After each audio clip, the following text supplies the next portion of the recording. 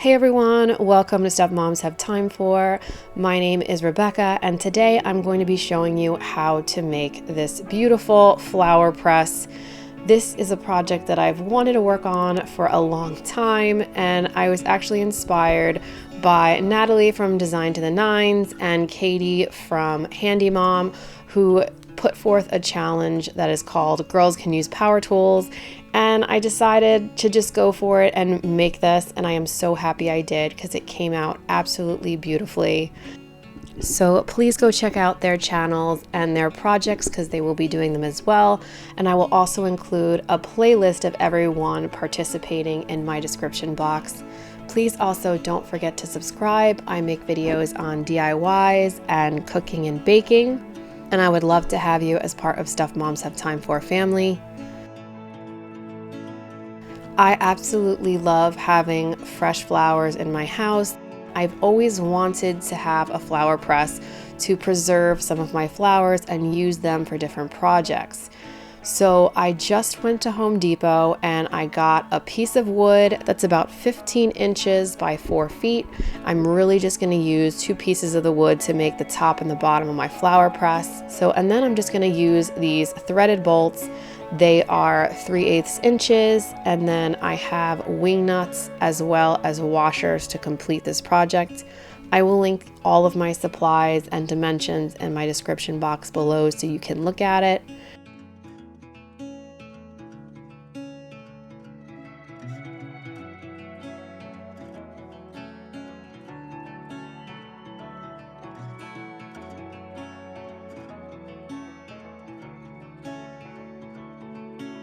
At first I was gonna make it a 15-inch one, but then I thought it was just a little too big, so I decided on a 13-inch square instead.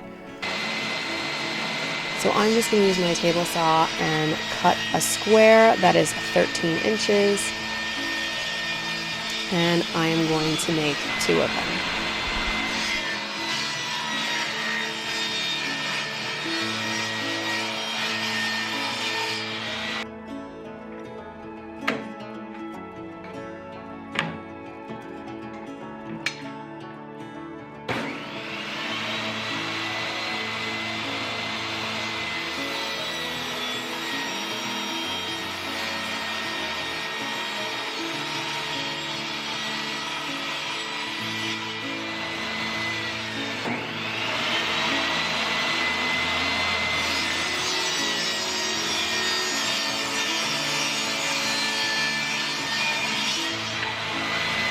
Once that is cut, I am just going to take my pieces of wood, and because the edges are slightly jagged and not completely smooth, I am going to just pin these 2 together, and I am going to sand them so they're nice and smooth.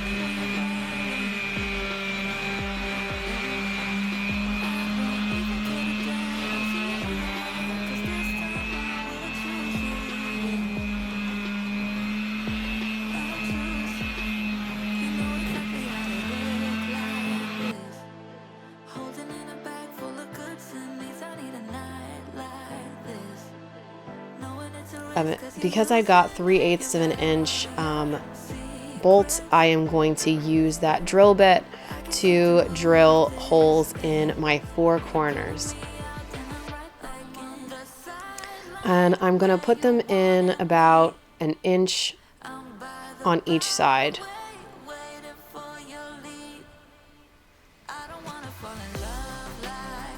Now you need these bolts so that the 2 boards will press into each other and really give a good flat impression of your flowers.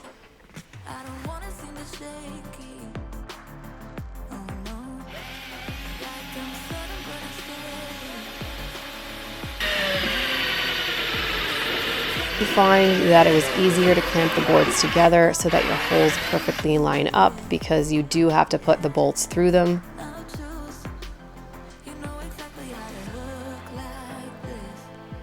and then I'm just making sure that they fit okay. Then I'm going to repeat the process on the other side.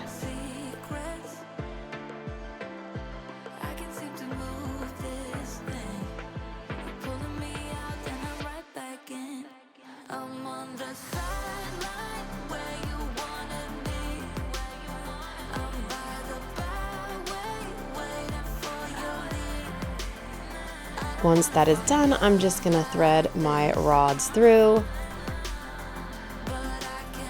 Now, ideally, you can leave your flower press just like this. You just need cardboard and paper within each layer, and you could do as many layers of flower pressing as you want. You just need to put your washers on and then your wing nuts. You can use rubber washers just so it doesn't affect the wood as you use it over time.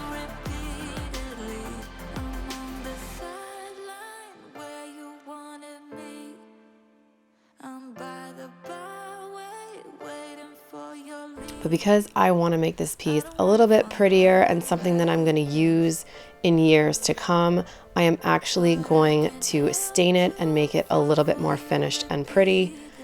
So I sanded it again just to get some of the rough edges off after drilling, and then I am just going to stain it a light mahogany.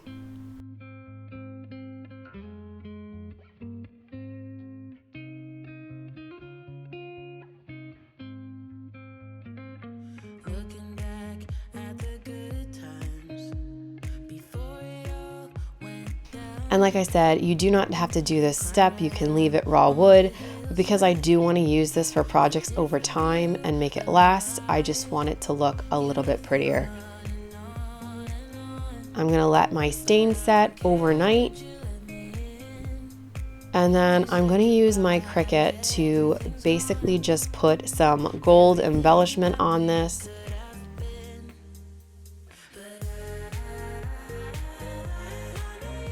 So I'm just going to use a gold adhesive foil, and I designed a floral piece to put on my flower press.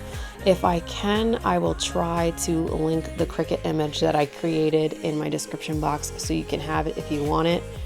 But I am just going to take my transfer paper and I am going to put my design onto the flower press.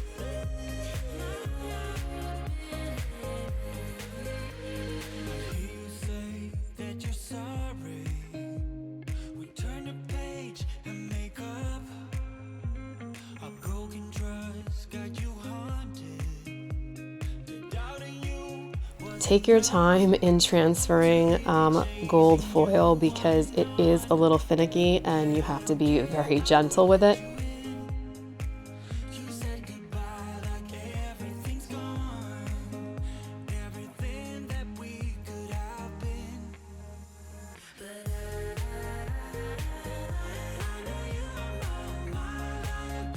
And then I'm just going to place my design where I'd like it to be on my board.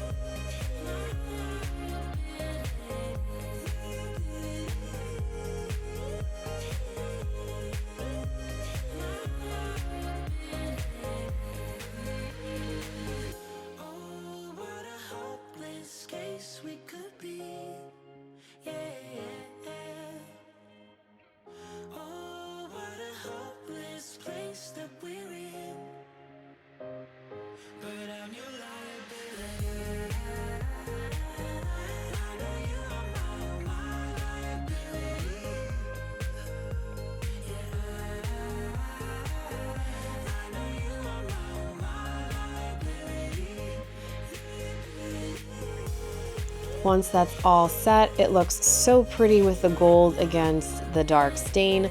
I am going to just transfer my last piece onto the center.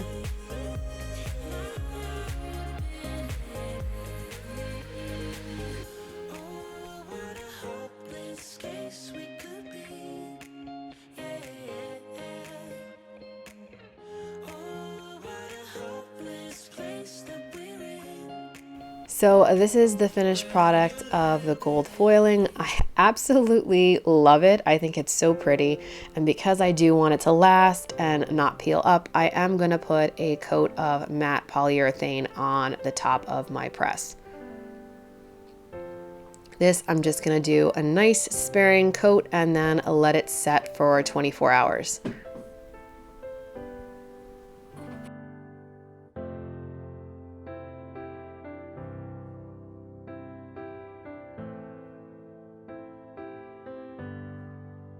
All that's left to do once it's dry is to assemble the press and use it. So I'm going to put my bolts in.